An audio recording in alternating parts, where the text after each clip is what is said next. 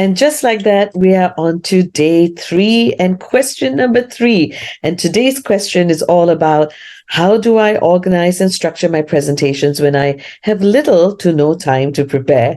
So, welcome back again. This is Roshini from The Change Business, answering question 3 in our series of 5 questions around the topic of presentation skills. So, this is a question we get asked quite a bit because, very often we do have time to plan and prepare our presentations, but there will be times when we might get asked to do something, really quickly. So how do we do that? Well, we like to say that presentations are basically, your story. And there is a book by Jerry Wiseman called Presenting to Win. And the subtitle of that book is The Art of Telling Your Story, because essentially a presentation is your story about your team or a situation that your team is going through, or perhaps it's a story around the numbers, that kind of affecting your department. So it's your story. And what have we been taught in school in terms of structuring a story? You must always have 3 things, right? You need to have the opening, you need to have the body, and you need to have a close. And it's pretty much the same thing. But what are some of the elements that you need to have in each? So in the opening, typically you have your greeting. If you are doing a presentation to people you don't know very well, then you might have your name. And of course, you would share what are going to be the contents of your presentation. What's your agenda? What's your overview for the presentation, right? Those are your typical 3 things. Now, to make it just a little bit more interesting, though, we suggest that you also have an attention grabber. Now, as soon as people hear the words attention grabber, they immediately think that it needs to be dramatic, but it doesn't have to be. I mean, maybe sometimes it can be with certain types of presentations, but very often, if we're doing presentations week in, week out with the same group of people, I think doing dramatic attention grabbers might have people looking at you, a little bit strangely, and they might be wondering what's up.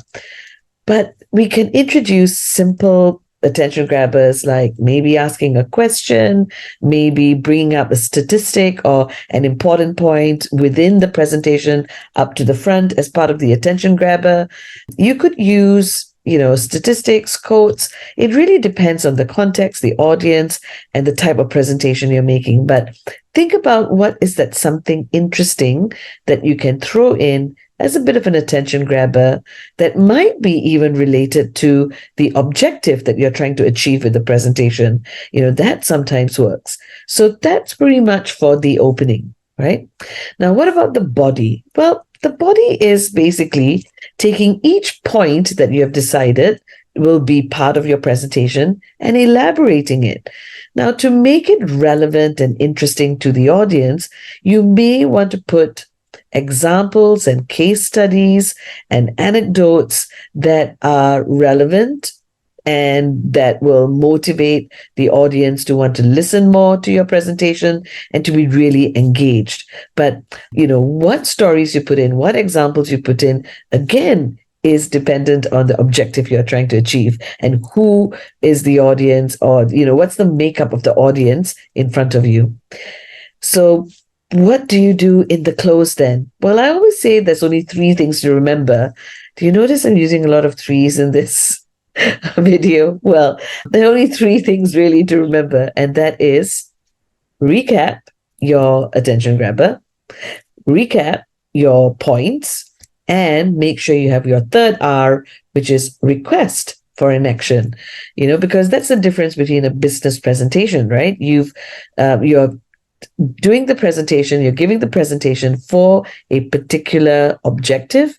So making sure that you're clear about the objective before you start the presentation and stating it right at the end ensures that you've done a successful presentation.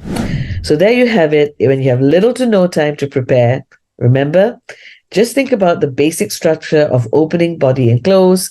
In the opening, have your usual suspects in there, and maybe throw in a little bit of an attention grabber that is linked to your objective that could make it interesting in the body, throw in examples, data, evidence to make your presentation interesting and engaging and relevant to the audience. And finally, in the close, it's just the 3 R's: recap, recap, and request for action.